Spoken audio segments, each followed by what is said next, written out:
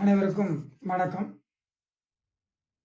Constitution தான் நம்ம start பண்ண போகிறோம். இன்னிலேருந்து கிளாஸ் ஸ்டார்ட் ஆகுது கான்ஸ்டியூஷனு. ஃபஸ்ட்டு கான்ஸ்டியூஷன்னா இப்போ நம்ம 1950 உருவாக்கப்பட்ட அரசியலமைப்பு வந்து நாம் உருவாக்குனது. அதுக்கும் பிஃபோராகவே யார் ஆங்கிலேயர் வந்து நம்மளை ஆட்சி பண்ணியிருந்தாங்க. அவங்க எப்படி நம்மளை ஆட்சி பண்ணாங்க, அவங்க எப்படி சட்டத்திட்டம் வச்சுருந்தாங்க அப்படின்றத பற்றி தான் ஃபஸ்ட்டு பிஃபோராக பார்க்க போகிறோம். அதன் பிறகு தான் வந்து நாம் எப்படி உருவாக்கணும் அப்படின்றத நம்ம பார்க்கலாம்.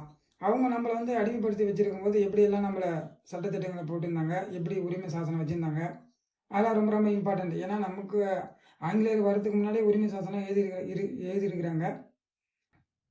ஆனாலும் அவங்க ஆட்சி பண்ணது தான் நம்ம இம்பார்ட்டண்ட்டாக பார்க்க வேண்டியதாக இருக்குது. அவங்க போர்ச்சுகீசியர் வந்ததுலேருந்து நம்ம எப்படி அவங்க வணிகம் பண்ண தான் வந்தாங்க எல்லோரும். அப்படி வணிகம் பண்ண வந்தவங்க நம்மளை ஆட்சி பண்ணி ஒரு குறிப்பிட்ட நபர் நம்மளை இத்தனை கோடி மக்களை ஆட்சி பண்ணிடுறாங்க. அவங்க ஆட்சி பண்ண பிறகு நம்ம விடுதலை அடைஞ்சு நம்ம இப்போ எப்படி நம்ம இருக்கிறோம் அப்படின்ற வரையும் நம்ம தொடர்ந்து பார்க்கறது தான் இந்த கான்ஸ்டியூஷனு. ஒரு முக்கியமான டாபிக். ஒரு TNPSC group 1, group 2, group 3, group 4, group 7, group 8 எல்லாத்துக்குமே என்னென்ன யூஸ் ஆகுது, இந்த கான்ஸ்டியூஷன் ரொம்ப ரொம்ப இம்பார்ட்டன்ட் தான். இதில் வந்து எந்த வித மாற்று கருத்தும் கிடையாது. அதனால் வந்து இதை ரொம்ப இம்பார்ட்டண்ட்டாக நல்லா படிங்க. அதுதான் ரொம்ப ரொம்ப முக்கியம். மற்றபடி நம்ம கிளாஸ் ஸ்டார்ட் பண்ண ரொம்ப நாள் பேசுறது வேணாம், ஓகேவா? நாங்கள் இப்போ இந்திய அரசியலமைப்பின் வரலாற்றின் தாக்கம் அப்படின்னு சொல்கிறாங்க. அப்படின்னா வரலாற்று தாங்கன்னா நமக்கு பிஃபோராக இப்போ இருக்கிற 1950 உருவாக்கப்பட்ட கான்ஸ்டியூஷன் பிஃபோராக வந்து எப்படி இருந்தது வரலாறு அப்படின்றத நம்ம பார்க்க போகிறோம். அதில் ஃபஸ்ட்டு பார்த்தீங்கன்னா ஐரோப்பியர் வருகை தான் முக்கியமானது. ஏன்னா அவங்க தான் ஃபஸ்ட்டு நம்மளுக்கு உள்ளே வராங்க. இதை என்ட்ரு ஆகிறது யாருன்னா ஃபஸ்ட்டு ஐரோப்பியர் தான் ஃபஸ்ட்டு என்ட்ரு ஆகிறாங்க. அந்த ஐரோப்பியர் என்ட்ரு ஆகிறதுல வந்து நிறைய பேர் இருக்கிறாங்க. நிறைய பிரிவினர் இருக்கிறாங்க. டேனிஷ்காரங்க, டச்சுக்காரங்க, ஃப்ரெஞ்சுக்காரங்க, ஆங்கிலேயர், இவங்கெல்லாம் எப்பப்போ வந்தாங்க அப்படின்றத நம்ம பார்க்க போகிறோம். ஷார்ட்கட்டோட பார்க்கலாம், அதான் முக்கியமானது. ஏன்னா இது எல்லோரும் சொல்லுவாங்க, ஆனால் அது இல்லாமல் ஷார்ட்கட் தான் நமக்கு இம்பார்ட்டண்டான மேஜர் ரோல் பண்ணுது இதில். சரிதானே? வாங்க, எல்லாருக்கும் தெரியும் ஐரோப்பிய எத்தனை எப்போ வந்தாங்கன்னா 1498 எல்லாம் சொல்லுவாங்க. ஆனால் அதுக்கான ஷார்ட்கட்டோட சொல்ல தான் இங்கே இம்பார்ட்டண்டாக நாங்கள் சொல்ல போகிறோம். சரிதானே? வாங்க, ஐரோப்பியர் வருகை அந்த டாப்பிக்கை பார்க்க போகிறோம். இந்திய பொருட்களை பெறுதல் வேண்டி புதிய கடல் வழியினை கண்டறிந்து ஐரோப்பிய நாடான போர்ச்சுகல் இந்தியாவில் தனது வணிகத்தை கிபி 1498 தொடங்கியது. அதாவது பார்த்தீங்கன்னா போர்ச்சுகீசியர் தான் ஃபஸ்ட்டு வராங்க. 1498 ஃபஸ்ட்டு அவங்க தான் வராங்க. அதுவும் ஐரோப்பிய நாடு தான் அவங்க வராங்க 1498. இப்போ எப்படி இது ஞாபகம் வைக்கிறாங்கன்னா, ஐரோப்பியர் ஒரு கல்லை வந்து திருடுறாங்க. நம்ம இந்தியாவில் வந்து கல்லை திருடுறாங்க. அவங்க எப்படி திருடுறாங்கன்னா, லைசன்ஸே இல்லை அவங்ககிட்ட. 8 போட தான் நம்ம லைசன்ஸ் தருவாங்க. அப்போ அவங்க வந்து நமக்கு தெரியாமலே திருடுறாங்க. அவங்க வந்து ஏன்னா நம்ம நாட்டுக்குள்ளே வந்து ஒரு கல்லை வந்து திருடுறாங்க வச்சுங்க. அப்போ தான் 1498, அதாவது 1498 இருக்குதுல்ல, அதில் 8 மட்டும் தான் நம்மளால் ஷார்ட்கட் சொல்ல முடியும். ஓரளவுக்கு சொல்லுவேன், டபுள் டிஜிட் சொல்லுவேன், இல்லைனா சிங்கிள் டிஜிட் நம்ம தான் ஷார்ட்கட் சொல்லுவேன். நீங்கள் ஆப்ஷனில் வச்சு நீங்கள் எடுத்துடலாம். ஆக்சுவலாக மெயின்ஸ் எழுதுறவங்க தான் இந்த 8 வச்சு கொஞ்சம் ஓரளவுக்கு ஞாபகம் வச்சு எழுத முடியும். ஃபுல்லாக நம்ம இயருக்கு ஷார்ட்கட் போட்டு ரொம்ப ரொம்ப ஒரு கஷ்டமான விஷயம். மற்றபடி பேருக்கெல்லாம் ஷார்ட்கட் ஈஸியாக போட்டுடலாம், ஓகேவா? சரி வாங்க. இப்போ பார்த்தீங்கன்னா இப்போ போர்ச்சுகீஸே ஃபஸ்ட்டு வந்துட்டாங்க. அப்போ ஃபஸ்ட்டு நம்ம நாட்டுக்குள்ளே திருட வந்து யார்? போர்ச்சுகீஸ். அவங்க வந்து கல்லை நம்ம போட்டு திருடான். ஒரு கல், ஒரு முக்கியமான கல், இல்லை வைரக்கல், அப்படி அவங்க திருடாங்க. இல்லை போர் புரிஞ்சு கல்லை திருடி போயிட்டாங்க அப்படி கூட ஞாபகம் வச்சு. 1498 8னா லைசன்ஸு. அதுக்கப்புறம் வரவங்க பார்த்தீங்கன்னா ஹாலந்து நாட்டு மக்கள். அவங்க வந்து 1602 மார்ச் 20 டச்சு கிழக்கிந்திய வணிக குடியேற்பது. அப்போ டச்சுக்காரங்க வச்சுக்கிறாங்க. அவங்க வந்து டச்சுக்காரங்க. அவங்க வந்து எந்த நாட்டை சேர்ந்தவங்கன்னா ஹாலந்து நாட்டை சேர்ந்தவங்க. அவங்க எப்போ வராங்க? 1602 வராங்க.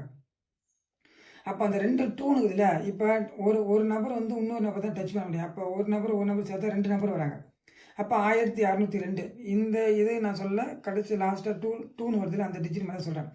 அப்போ இந்த மாரை தொட்டு என் மேலே கை வச்சு பாரு அப்படின்னு சொல்லுவாங்கல்ல, அதுதான் அந்த டச்சு. அந்த இது மார்ச் 20 இதுக்கு மேலே அதில் ஷார்ட்கட்டு முடியல. 1602 டச்சுக்காரங்க வராங்க. அப்போ ஃபஸ்ட்டு யார் வந்து கேட்டால் போர்ச்சுகீஸ், அதுக்கப்புறம் டச்சுக்காரங்க. அதன் பிறகு பார்த்தீங்கன்னா டச்சுக்காரங்க தொடர்ந்து யார் வரா அப்படின்னு பார்த்தீங்கன்னா, இவங்க என்ன பண்ணுறாங்கன்னா, எலிசபெத் ராணிக்கிறாங்கல்ல, இங்கிலாந்தோடைய எலிசபெத் ராணிக்கிட்ட பர்மிஷன் வாங்கி கிபி 1600 டிசம்பர் 31 ஆங்கில கிழக்கிந்திய கம்பெனி என்ட்ராகிறாங்க. ஆனால் பர்மிஷன் வந்து வாங்கினது எலிசபெத் ராணிகிட்ட வந்து பர்மிஷன் வாங்கினது 1600 தான், கிபியில் டிசம்பர் 31. அப்போ நாளைக்கு இயர் பிறக்கும் போது அதுக்கு முன்னாடி அவங்க பர்மிஷன் வாங்கிட்டான்னு நினச்சிங்க. அப்போ டிசம்பர் ஆங்கிலேயர் 1600 அவங்க வந்து நாங்கள் ஒன்றுமே பண்ண வரலைங்க, சும்மா வணிகம் பண்ணாங்க வரோம் அப்படின்னு சொல்லிட்டு வராங்க. அவங்க போய் சொல்லி வராங்க, புரிஞ்சுன்னா 00ன்னு 0னா ஒன்றுமே இல்லை தானே அர்த்தம் அப்படின்னு ஞாபகம் வச்சுங்க. 1600 டிசம்பர் 30 ஆக்சுவலாக பார்த்தீங்கன்னா 1600 பர்மிஷன் வாங்கிறாங்க. ஆனால் இவங்க வந்து பார்த்தீங்கன்னா 1611 தான் அந்த கம்பெனி அங்கே வணிகத்தை தொடங்குறாங்க. எங்கே நம்ம தமிழ்நாட்டில், சாரி இந்தியாவில். ஆனால் இங்கே பார்த்தீங்கன்னா இவங்க பேர் 1602 வணிகமே தொடங்கிட்டாங்க. ஆனால் பர்மிஷன் வாங்குறது 1600ங்க. ரொம்ப டிஃப்ரெண்ட் கன்ஃபியூஸ் பண்ணிக்கிறேன். ஆங்கிலர் வந்து பர்மிஷன் வந்து எலிசபெத் ராணிகிட்ட எப்போ வாங்குறான்னு கேட்டால் 1600 டிசம்பர் 31 எல்லாமே கிபி தான். ஆனால் வந்து 1611 இவங்க வணிகத்தை ஆரம்பிக்கிறாங்க. சரி, ஆனால் இதுதான் முக்கியம். 1611 தான் வணிகம் ஆரம்பிக்கிறாங்க. இதுதான் ரொம்ப ரொம்ப இம்பார்ட்டன்ட். இப்போ 11னா நான் ஆங்கிலேயர் ஒவ்வொரு நபர் அப்படின்னு சொல்லுவாங்க. இது டச்சுக்கு நான் போட்டேன். 1611 போடல. இந்த 1600 மட்டும் நான் போட்டேன். 1611 வந்து பார்த்தீங்கன்னா ஒரு நபர் வழியில் 11 பேர் கொண்ட குழு அப்படி தான் வந்தாங்க ஆங்கிலேயர். ஏன்னா ரொம்ப நாள் நம்ம ஆட்சி பண்ணவங்க அவங்க தான். ஏன்னா மற்றவங்க எல்லாருமே வெளிப்படும், எல்லாரையும் நம்ம மெயின்டைன் பண்ண முடியல. நம்மளை வச்சு அவங்களால மெயின்டைன் பண்ண முடியல. ஆங்கிலேயருக்கும் மற்ற வணிக குழுக்கும் சண்டை, யார் யாருக்கு பிரெஞ்சுக்காரங்களோட டச்சுக்காரங்களோட எல்லாருக்கும் சண்டை இருந்தது.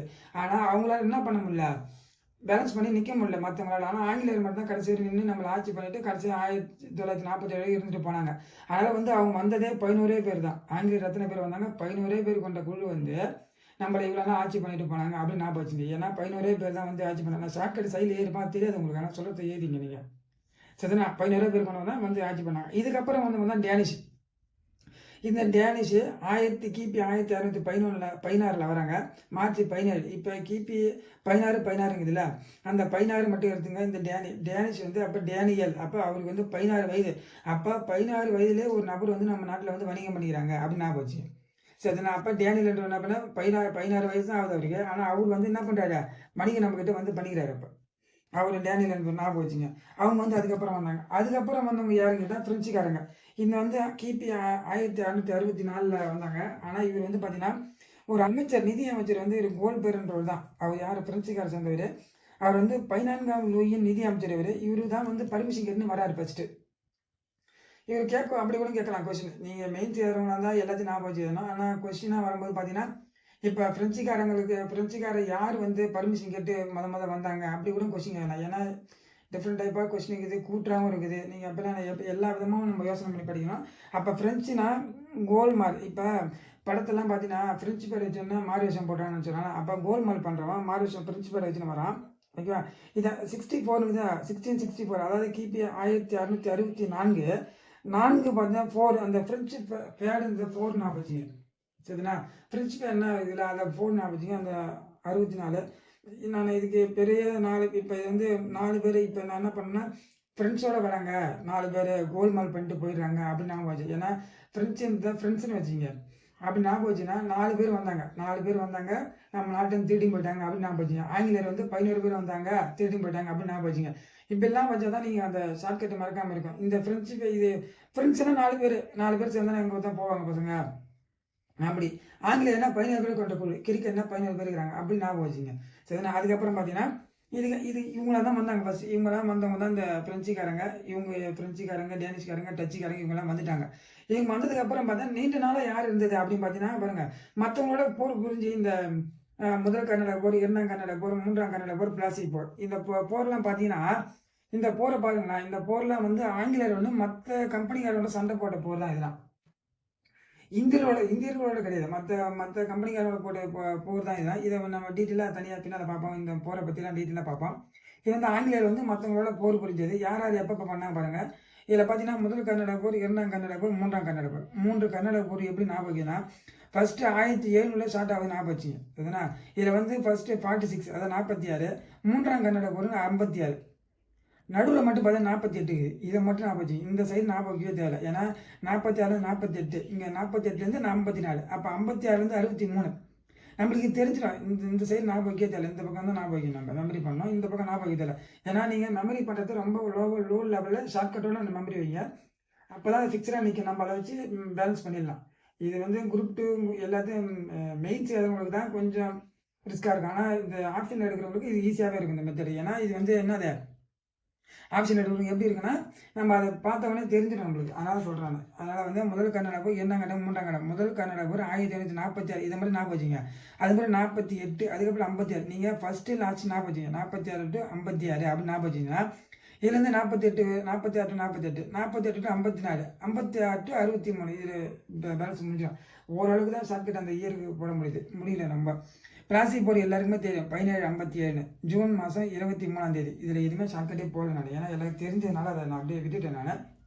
பக்ஸா போர்டு ஒன்றும் இல்லை, ஒரு ஒரு அகலமான இடத்த ஒருத்தன் வந்து நம்ம இப்போ நம்ம படிக்கிறதே வந்து ஒருத்தன் வந்து நம்ம நாட்டை திருடுறான் ஓகே. இப்போ திருடனுக்கு எப்படி இருக்கும் மனசு, பக்குன்னு இருக்கும். அதான் அந்த பக்குன்னு தான் அந்த பக்குன்னு வச்சுக்கிறேன். இது அக்டோபர், யாராவது அக்கம் பக்கம் யாரா பார்த்துருவாங்களா அப்படின்னு வச்சிங்க, இல்லை நம்ம அக்கா பார்த்துருவாங்கன்னு ஞாபகம் வச்சிங்க, அப்படி வச்சிங்க. அப்போ அக்கம் பக்கம் யாரா பார்த்துருவாங்கன்னு பக்குன்னு இருக்குது அப்படின்னு நம்ம திருடுறோம். இதில் 2 பேர் வராங்க, 22. 64 இருக்குதுல்ல, இது வந்து நான் 4 பேர் கொண்ட 4 பேராக வந்து திருடி போகிறாங்க தான் நான் வச்சேன் நான். ஆனால் அந்த அளவுக்கு 64 அப்படின்றது அதில் அப்படி தான் வச்சுக்கிறேன். இன்னும் அதில் எதுவும் பண்ணல, ஏன்னா இதில் வந்து ரொம்ப ஷார்ட்கட் போட முடியல. இது 64 நான் அப்படி தான் வச்சுக்கிறேன். ஆனால் இதுக்கு நான் வச்சுட்டேன் பக்குனுக்கு இது அதாவது அக்கம் பக்கம் என்ன பார்த்துருவாங்களா பக்குனுக்குது அப்படின்னு பார்த்தேன். இந்த பக்ஸார்ன்றது 4 கூட வைக்கலாம், ஆனால் நீங்கள் அந்த நேரத்தில் அந்த ஞாபகம் வருமானு தெரியல. 64, ஆனால் நான் 64 நான் பெரும்பாலும் 4 வந்து ஃபோர்ஜரி பண்ணுறாங்க நான் பார்ப்பேன். 4னாவே ஃபோர்ஜரி அப்படின்னு நான் பார்ப்பேன். நான் 1னா ஒரு நம்பர் வச்சுருப்பேன், 2னா வந்து 2 பேர், எல்லாம் வந்து 2 பக்கம், 4னா 4 பக்கம் வச்சுருப்பேன். இல்லை இங்கிலீஷ் சொல்லுவாங்க 4 வருதா ஃபோர்ஜரி. அப்போ ஃபோர்ஜரி பண்ணுறாங்க. அப்போ வந்து அக்கம் பக்கம் யாரா பார்த்துருவாங்கன்னு பயமாக இருக்குது. அப்போ பக்குன்னு மனசு. இதுதான் நம்ம ஷார்ட்கட்டாக சொல்ல வந்தது. 1764, ஏன்னா ஒன் வேர்டுக்கு அந்த 1 டிஜிட்டுக்கு தான் இயர் போட முடியுது. 2 டிஜிட்டாக சேர்த்து போடும்போது மற்றது கிராஷ் ஆகுது. அதாவது எப்படின்னா இன்னொன்றுக்கு போட ஷார்ட்கட் வந்து இதில் மேட்ச் ஆகுது. அப்போ வந்து அதை பண்ண முடியல பேலன்ஸ் பண்ணி. அதனால் ஒரு டிஜிட் நம்பர் மட்டும் டிஜிட் நான் பெரும்பாலும் சொல்கிறேன் ஓகேவா. சரி வாங்க. இப்போ பார்த்தீங்கன்னா 1864 இந்த போர் நடந்தா. அப்போ நெக்ஸ்ட் இயர் 1865 அலகாபாத் உடன்படிக்கைன்னு ஒன்று போடுறாங்க. இதில் வந்து பக்குன்னு ரெண்டுமே வைக்கலாம். இப்போ அக்கம் பக்கம் பார்க்குறாங்களான்னு பக்குன்னு இருக்குது. ஆனால் அலகாபாத் உடன்படிக்கை அப்படின்னு அலகாபாத் அதுலேயே ஆவணம் வருது பாருங்க, அது அலகாபாத் உடன்படிக்கை. அப்போ பக்ஸா போரால் என்ன உடன்படிக்கை போடப்படுதுன்னு கேட்டால் அலகாபாத் உடன்படிக்கை. அலகாபாத் உடன்படிக்கை போட்ட உடனே என்ன ஆகி போச்சுன்னா, ஆங்கிலேயர் வந்து பர்மிஷன், அதாவது அவங்களுக்கு வந்து இன்னும் உரிமை அவங்களுக்கு அதிகமாகி போச்சு. எப்படின்னு கேட்டால் எல்லா போர்லையும் அவங்க வந்து வெற்றி அடைகிறாங்க. வெற்றி அடைஞ்சவொடனே எல்லா கம்பெனிகள்லாம் நம்ம நாட்டை விட்டு போயிடுறாங்க. இவங்க தான் இப்போ நிற்கிறாங்க. இப்போ இவங்க வந்தவங்க எல்லாம் போயிட்டாங்க. யார்? டச்சுக்காரங்க, டேனிஷ்காரங்க, பிரெஞ்சுக்காரங்க எல்லாம் சண்டை போட்டு எல்லாம் நாட்டை விட்டுட்டு இவங்ககிட்ட விட்டுட்டு போயிட்டாங்க அவங்க. இப்போ அவங்க பாருங்களேன், இந்த அலகாபாத் உடன்படிக்கை மூலிமா என்ன ஆகி போச்சுன்னா, வங்காளம், பீகார், ஒரிசா இந்த 3 பகுதியில் வந்து வரி வசூல் பண்ணுற உரிமை வந்து உங்களுக்கு கிடைச்சி போச்சு. புரிஞ்சுங்களா?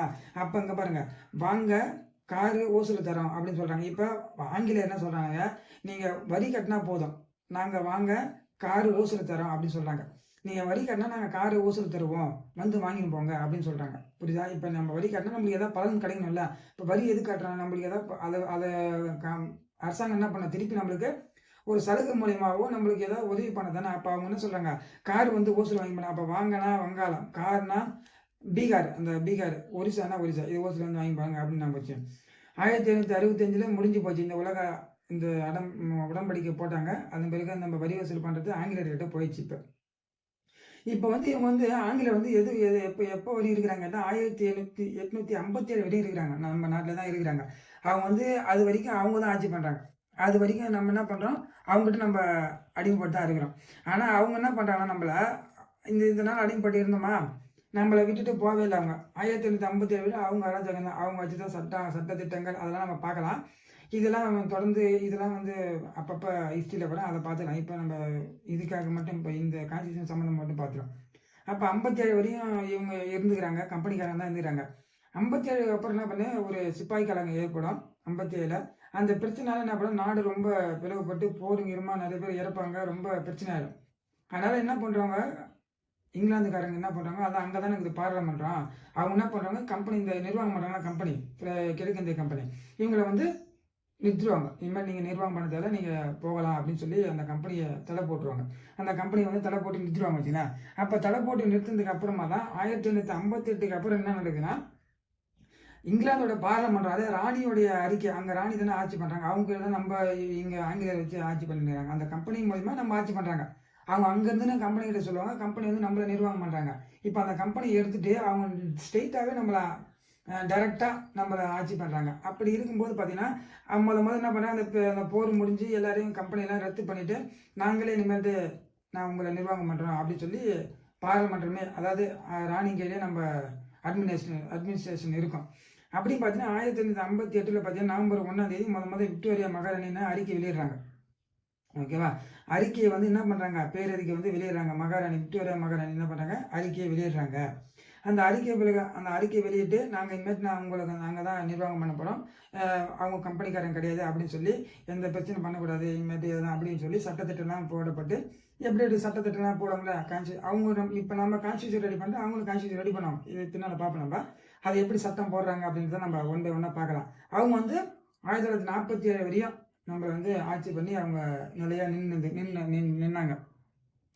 1947 என்ன பண்ணாங்க, நம்மளை வந்து ஆட்சி பண்ணிக்கிறாங்க. அதுக்கப்புறம் நம்மளுக்கு சுதந்திரம் கிடைக்குது. அதுக்கு பிறகு 3 ஆண்டுகள் நம்ம பிறகுதான் நம்ம என்ன பண்ணுறோம், கான்ஸ்டியூஷன் ரெடி பண்ணி நம்மளுக்கு ஒரு குடியுரிமை பெற்று தனி நாடாக நம்மளுக்கு இருக்குது. தனி நாடாகி போச்சு. அது 47 சுதந்திரம் கிடைச்சிச்சு. இருந்தாலும் அப்படி ஒரு தனி நாடாகிடுச்சு.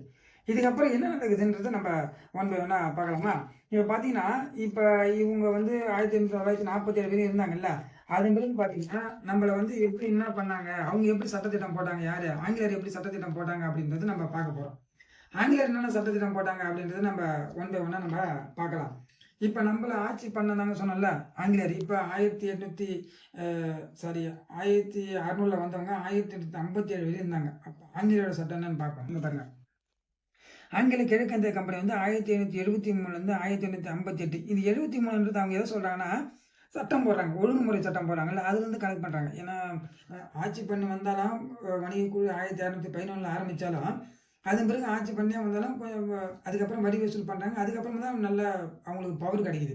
ஒவ்வொரு விஷயமா நம்ம ஆட் பண்ணி வந்துடுறாங்க. முதல் வணிகம் பண்ண வந்தாங்க, தொழில் பண்ணாங்க, அப்படியே நம்ம பகுதியில் ஆக்கிரமிப்பு பண்ணி அவங்க கம்பெனியை நிர்வாகம் பண்ணி கம்பெனிக்காரங்களாம் சண்டை போட்டு எல்லா பகுதியும் அவங்க பிடிச்ச பிறகு இப்போ அவங்க பர்மிஷன் யார்கிட்ட வாங்கிட்டாங்க, பார்லிமெண்ட்டுக்கிட்ட மகாராணிகிட்ட பர்மிஷன் வாங்கி நம்மளை ஆட்சி பண்ணுறாங்க. இது வந்து எப்போ பண்ணுறாங்க, 1957 வரையும் ஆட்சி பண்ணிக்கிறாங்க. இப்போ ஆட்சி அப்படி பண்ணவங்க என்னென்ன சட்டத்திட்டம் போட்டாங்க அப்படின்னு தான் பார்க்க போகிறோம். இப்போ ஒழுங்குமுறை சட்டம் 1773. இந்த ஒழுங்குமுறை சட்டம் 1773 என்ன சொல்லுதுன்னா, முதல்ல ஒழுங்குமுறை எப்படி நாடு இருக்கணும், எப்படி மக்கள் செயல்படணும் அப்படின்றத முதல்ல ஆங்கிலேயர் வந்து ஒரு சட்டம் போடுறாங்க. அந்த சட்டம் வந்து போட்ட சட்டம் வந்து சரியாக செயல்படலை வச்சிங்களா. இங்கே இருக்கிறவங்க சரியாக செயல்படுத்த மாட்டாங்க. அதாவது அங்கே பார்லிமெண்ட்டில் நிறைவேற்றப்பட்டு சட்டம் நிறைவேற்றப்பட்டு போடுறாங்க. ஆனால் அந்த ஆங்கிலேயர் சரியாக ஃபாலோ பண்ண மாட்டாங்க. ஏன்னா அவங்க தான் நிர்வாகம் பண்ணுறாங்க, ஃபாலோ பண்ண மாட்டாங்க. அதன் பிறகு பார்த்தீங்கன்னா பிட்டிஞ்சா சட்டம். அந்த ஒழுங்குமுறை சட்டத்தை திருத்தத்துக்கு கொண்டு வந்து தான் பிட்டிஞ்சா சட்டம். அதில் என்னென்ன தவறுலாம் இருந்ததோ அதை திருத்தம் பண்ணி தான் இந்த பிட்டிஞ்சா சட்டம் வந்தது 1784. இப்போ ஒழுங்குமுறையும் பார்த்தோன்னா இந்த திருட்டு பசங்க.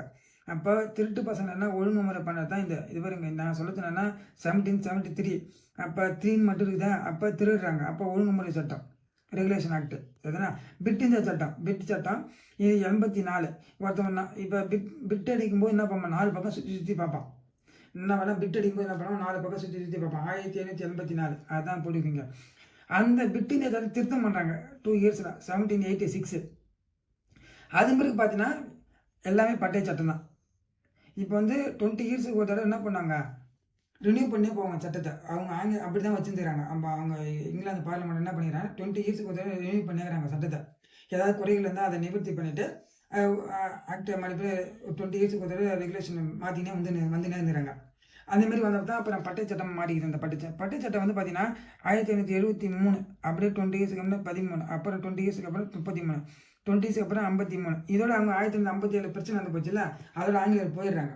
சாரி ஆங்கிலேயர்ன்ற பாருங்க, கம்பெனியோட நிர்வாகம் முடிஞ்சு போகுது 57ஓட. அப்போ அது பிறகு இவங்க யார் ஆட்சி பண்ணா, இங்கிலாந்து அரசு ஆட்சி நடக்குது. அப்போ இவங்க இந்த சட்டம் போல யார் போடுது, நேராக பார்லிமெண்ட்டுமே நமக்கு போட்ட சட்டம். இதுவும் பார்லிமெண்ட்டம் போட்ட சட்டம் தான். ஆனால் நம்ம ஆங்கிலேயருடைய பீரியட்ல இருந்த சட்டம் தான்.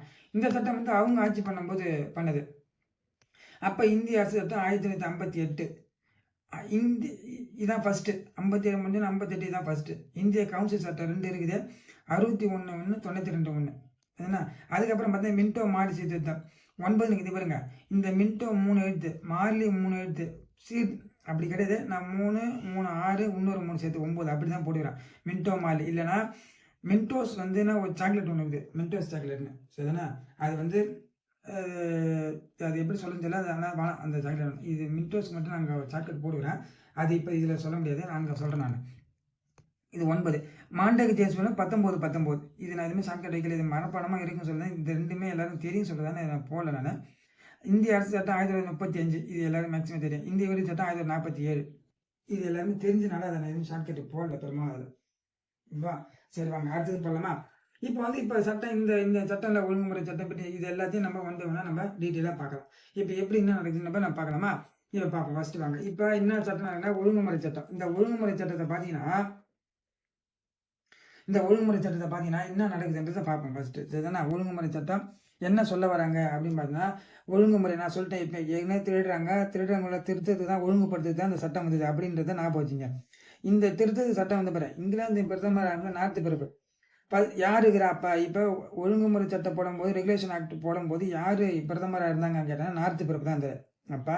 இவர் என்ன பண்ணுறாருன்னா, இப்போ நாரதர் வேலை பார்த்துன்னுக்கிறாரு அப்படின்னு நான் போச்சுங்க. ஏன்னா அவர் நாரதர் வேலை பார்க்கறதுனால தான் இப்போ சட்டம் போடுறாங்க அப்படின்னு கூட நான் போய் அப்பா நார்த்து பிறப்பு அப்படி அவர் தான் இருந்துக்கிறாரு. அவர் இருக்கிறப்ப தான் இந்த ஒழுங்குமுறை சட்டம் வந்திருக்கு. இந்தியாவில் செயல்பட்டு வந்த ஆங்கில கிழக்கிந்திய கம்பெனி மீது பிரிட்டிஷ் அரசாங்கத்தினால் செயல்படுத்தப்பட்ட முதல் சட்டம். அதாவது கிழக்கிந்திய கம்பெனி இங்கே செயல்பட்டு இருக்குது, அவங்கள ஆக்ட் பண்ணதுக்காக போடப்பட்ட சட்டம் தான் இந்த ஒழுங்குமுறை சட்டம். புரியுதுங்களா. அவங்க சொல்றது இதான் முதல் சட்டம் சொல்றாங்க. முதல் சட்டம் சொல்லாருன்னு சொன்னாலும் இந்த சட்டம் தான் போடணும். ஏன்னா ஏறும் கேட்பாங்க, இல்லை இந்த ஒழுங்குமுறை சட்டம் கூட அப்படியும் கேட்கலாம். கூட்டுனா ஆப்ஷனை வச்சு கேட்கலாம். எந்த சட்டம் வந்து முதல் போடப்பட்ட சட்டம் அப்படின்னு கூட கேட்கலாம். அது பிறகு பாருங்க, இச்சட்டம் இந்திய அரசியலமைப்பின் அடிக்கல் அல்லது இந்திய அரசியலமைப்பின் முதல் படி என்று அறிவுது. அப்ப முதல் சட்டம் அப்படி அந்த கீவேர்டு மட்டும் நான் எதுக்கு அண்டர்லைன் பண்ணினா அந்த கீவேர்டு மட்டும் ரொம்ப இம்பார்ட்டன்ட். அப்ப முதல் சட்டம் சொன்னாலும் ஒழுங்குமுறை சட்டம். முதல் படி அப்படின்னு சொன்னா ஒழுங்கு. அப்ப படியை ஒழுங்கா கட்டுங்க, முதல் படி ஒழுங்கா இருக்கணும், அப்பதான் மேல போற படி நல்லா இருக்கும் அப்படின்னு நான் பார்த்தீங்க. முதல் சட்டம் நல்லா இருக்கணும் அப்படின்றத போறாங்க. எல்லாமே ஒழுங்குபடுத்துறது தான் எல்லாமே. இந்த 3 திருத்தறது நம்மள அவங்களை திருத்தணுன்றதுக்காக அப்படி போடப்படுது அப்படின்னு நான். இப்போ பாருங்க, இச்சட்டத்தின் மூலம் ஆங்கில கிழக்கிந்திய கம்பெனியின் மேற்பார்வை மன்னரிடமிருந்து மத்திய நிர்வாகத்திற்கு மாற்றப்பட்டது. அதாவது கம்பெனி நிர்வாகம் பண்றாங்க, மத்திய நிர்வாகம் இப்போ யார் பண்றாங்கன்னா கம்பெனி தான் ஆட்சி பண்றாங்க. அவங்கள கண்காணித்துக்கு மத்திய நிர்வாகம் மேலே தானே இருக்கிறாங்க, இங்கிலாந்து தானே இருக்கிறாங்க. அதை தான் அவங்க சொல்றாங்க. இங்கிலாந்து பார்லிமெண்ட் தான் அதிகாரம் இருக்குது, அதுதான் சொல்றாங்க அவங்க. நிர்வாகம் அரசியல் செயல்பாடு இச்சட்டம் முதலாக அங்கீகரிது. நிர்வாகம் அரசியல் எப்படி பண்ணணும் எல்லாத்தையும் அவங்க சொல்லிக்கிறாங்க. அதன் பிறகு பார்த்தீங்கன்னா இச்சட்டத்தின் சிறப்புகள் என்ன சொல்லப்படுதுன்னா, ஆங்கில கிழக்கிந்திய கம்பெனி இயக்குனர் குழுவில் உள்ள உறுப்பினர்களின் பதவிக்காலம் ஓராண்டிலிருந்து 4 ஆண்டுகளாக உயர்த்தப்பட்டது அப்படின்னு சொல்றாங்க. புரியுதுங்களா. இது ஒரு இயக்குனர் ஆங்கில கிழக்கிந்திய கம்பெனி இயக்குனர் குழு இருக்குது. அதில் அவங்களோட பதவிக்காலம் முதல்ல 1 இயராக இருந்தது, இப்போ 4 வருடமாக மாற்றிட்டாங்க. ஆண்டுதோறும் 4 உறுப்பினர் ஓய்வு பெறுவார்கள். மேலும் இவர்கள் மறுநியமனம் செய்ய இயலாது. அதாவது நான் இப்போ நீங்கள் பார்க்குறது இப்போ நம்ம கரண்ட்டில் இருக்கிற கான்ஸ்டியூஷனை பார்த்தீங்கன்னா மாநிலங்களவையில் 3 உறுப்பினர் ஆள் என்ன பண்ணுவாங்க, மாறினே இருப்பாங்க. அதே பத்திர அவங்க ஃபாலோ பண்ணிக்கிறாங்க. 4 உறுப்பினர் மெம்பர் மாற்றினே இருக்கிறாங்க. சரிதானா. அதை அப்பயே ஃபாலோ பண்ணிக்கிறாங்க. அதை வச்சு தான் நம்ம யூஸ் பண்ணிக்கிறோம். சரிதானா. அந்த மெத்தட் அங்கே இருந்தது பாருங்க. வங்காளத்தின் ஆளுநர் வங்காள கவர்னர் ஜெனரல் அல்லது வில்லியம் கோட்டையின் தலைமை ஆளுநர் என்று அழைக்கப்படுகிறார். அதாவது இப்போ ஸ்ட்ரெயிட்டாகவே எல்லாத்துக்கும் மொத்தமாக சேர்த்து வங்காளத்தில் தான் ஆளுநர் இருப்பார். அவர் தான் எல்லாத்தையும் மெயின்டைன் பண்ணுவார். ஒரே நபர் தான், அவர் தான் ஆளுநர். ஃபர்ஸ்ட் சட்டம் போடும்போது ஒரே ஒரு நபர் மட்டும் தான். இப்போ போக போக மாறிடும் பாருங்க. நீங்கள் ஒவ்வொரு சட்டம் போடும்போது அந்த திருத்தம் பண்ணே வருவாங்க. அவங்க நம்மளை எப்படி ஆட்சி பண்ணுறதுக்காக திருத்தம் பண்ணே வருவாங்க. அப்படி பார்க்கும்போது அவங்க பார்த்தீங்கன்னா முதல்ல என்ன பண்ணிக்கிறாங்கன்னா வங்காளத்தில் ஆளுநர் நியமனம் பண்ணிடுறாங்க. அவரை கவர்னர் ஜெனரல்னு சொல்கிறாங்க. இல்லை வில்லியம் கோட்டையின் தலைமை, ஏன்னா வில்லியம் கோட்டை தான் எல்லாமே இருக்குது, அங்கே தான் இருக்குது வில்லியம் கோட்டை. அதனோட தலைமை ஆளுநர் என்று அழைக்கப்படுறார். இவ்வாறு அழைக்கப்பட்ட முதல் தலைமை ஆளுநர் வாரன் ஹேஸ்டிங்ஸ். அப்போ வங்காளத்தின் ஆளுநர் அப்படின்னா வாரன், இந்த வாவுக்கு தான் வச்சுக்கிறேன், நான் அப்படி தான் வச்சுக்கிறேன் ஷார்ட்கட்டு. வங்காளத்தின் ஆளுநர், வேறு எதுவும் இங்கே ஷார்ட்கட் தேவையில்லை. ஆனால் தான் நான் அதை விட்டுட்டு ஷார்ட்கட் தேவையில்லை. இங்கே மட்டும் தான் நேமுக்கு தான் ஷார்ட்கட் போனேன். ஏன்னா அப்படி தான் கூட்டு வைப்பாங்க, இல்லை ஆப்ஷன் வைப்பாங்க, அதுக்காக தான். அப்போ வாரன் ஹேஸ்டிங்ஸ் வங்காளத்தின் ஆளுநர் முதல் யாருன்னா வாரன் ஹேஸ்டிங்ஸ் அழைக்கப்படுறாங்க. ஏன்னா வங்காளத்தின் ஆளுநராக அழைக்கப்படுறாரு, கவர்னர் ஜெனரலாக அழைக்கப்படுறாரு, கோட்டையின் தலைமை ஆளுநராக அழைக்கப்படுறாரு. அப்படி அழைக்கப்பட்ட முதல் நபர் வாரன் ஹேஸ்டிங்ஸ். தலைமை ஆளுநரின் பதவிக்காலம் 5 ஆண்டுகள் மற்றும் இவரை மறுநியமனம் செய்யலாம் என கூறப்பட்டது. இப்போ என்ன சொல்றாங்கன்னா, தலைமை ஆளுநரின் பதவிக்காலம் 5 ஆண்டுகள் மற்றும் இவரை மறுநியமனம் செய்யலாம் என விரும்புது. ஆக்சுவலாக பார்த்தீங்கன்னா இது முன்னாடி பார்த்தீங்கன்னா மறுநியமனம் செய்ய முடியாதுன்னு சொல்றாங்க. அந்த இயக்குனர் குழுவில் இருக்கிற ஆளை, இயக்குனர் குழுவில் ஒரு உறுப்பினர் இருக்கிறாங்கன்னா அவர் ஒரு நபர் நீக்கிறாங்கன்னா மறுபடியும் அவரை சேர்க்க முடியாது. ஆனால் என்ன பண்ணுறாங்கன்னா இதில் தலைமையாளர் மறுபடியும் நியமனம் பண்ணலாம் அப்படின்னு சொல்கிறாங்க. தலைமையாளருக்கு உதவ 4 நபருக்கு கொண்ட ஆலோசனை குழு இருக்குது. இதெல்லாம் ரொம்ப கேட்க மாட்டாங்க, தெரிஞ்சு வச்சுங்க. அந்த ஆளுநர் இருக்கிறாருல, அவருக்கு உதவி பண்ண ஆலோசனை குழு 4 பேர் இருக்கிறாங்க. ஏன்னா இந்த ஆலோசனை குழுலாம் வந்து திருத்தம் பண்ணுவாங்க. அதுக்காக தான் இதெல்லாம் சொல்ல வரேன் நான். பம்பாய் மற்றும் சென்னை ஆளுநருக்கு தலைமை ஆளுநருக்கு கட்டுப்பாடு இருக்க வேண்டும். கட்டுப்பாடு இருக்க வேண்டும். ஏன்னா அவரும் கீழே எல்லாமே வங்காளத்தில் யார் ஆளுநர் ஆகிறாரோ அவர் தான் வந்து பம்பாய் சென்னை எல்லாத்தையுமே ஒரே ஆளுநர் தான். எல்லாமே நிர்வாகம் பண்ணது அவர் தான். அது பிறகு பார்த்தீங்கன்னா தலைமை ஆளுநர் மற்றும் ஆலோசனை குழுவிற்கு போர், அமைதி, உடன்பாடு போன்றவற்றை மற்ற நபருக்கு கட்டுப்படுத்தும் அதிகாரம் வழங்கப்படுது. எல்லாமே தலைமை ஆளுநர்கிட்ட தான் இருக்குது. எல்லா பவருமே அங்கே இருக்குது. கல்கத்தா, ஆனால் இதில் விட ஆலோசனை குழு தான் பவர் அதிகமாக இருக்கும். அப்படி சொல்லுவோம் பாருங்களா. கல்கத்தாவை போர்ட் வில்லியம் என்ற இடத்தில் 1774 ஒரு தலைமை நீதிபதி மற்றும் 3 நீதிபதிகளை கொண்ட உச்ச நீதிமன்றம் ஏற்படுத்தப்பட்டது. இதான் ரொம்ப ரொம்ப இம்பார்ட்டன்ட். கல்கத்தாவில் போர்ட் வில்லியம் 1874 எதுனா உச்ச நீதிமன்றம் முதல் தலைமை நீதிபதியான எலிஜா இம்பே. அப்போ என்ன பண்ணுறாங்க, உச்ச நீதிமன்றம் ஒரு நபரை ஃபோர்ஜரி பண்ணிட்டார். ஓகேவா, அவர் வந்து வில்லன். அதான் ஒரு கல்லை வந்து ஒரு வில்லை வந்து திருட்டாங்க கூட வச்சுங்க. இல்லை கல் எடுத்து எலிஜா எல்லாமே ஒரே சட்டத்தில் முடியும் பாருங்க. கல்லை எடுத்து எலியை அடிச்சிட்டான் யார்? அப்போ வில்லன் தானே அவன். அப்போ வில்லன் அவன் ஃபோர்ஜரி பண்ணுறான். அப்போ உச்ச நீதிமன்றம் தீர்ப்பு இப்படி தான் நான் போச்சுனா. நீங்கள் ரொம்ப போட்டு இது பண்ணாதீங்க. இது இப்போ ஓரளவுக்கு இது எப்படி பாருங்க.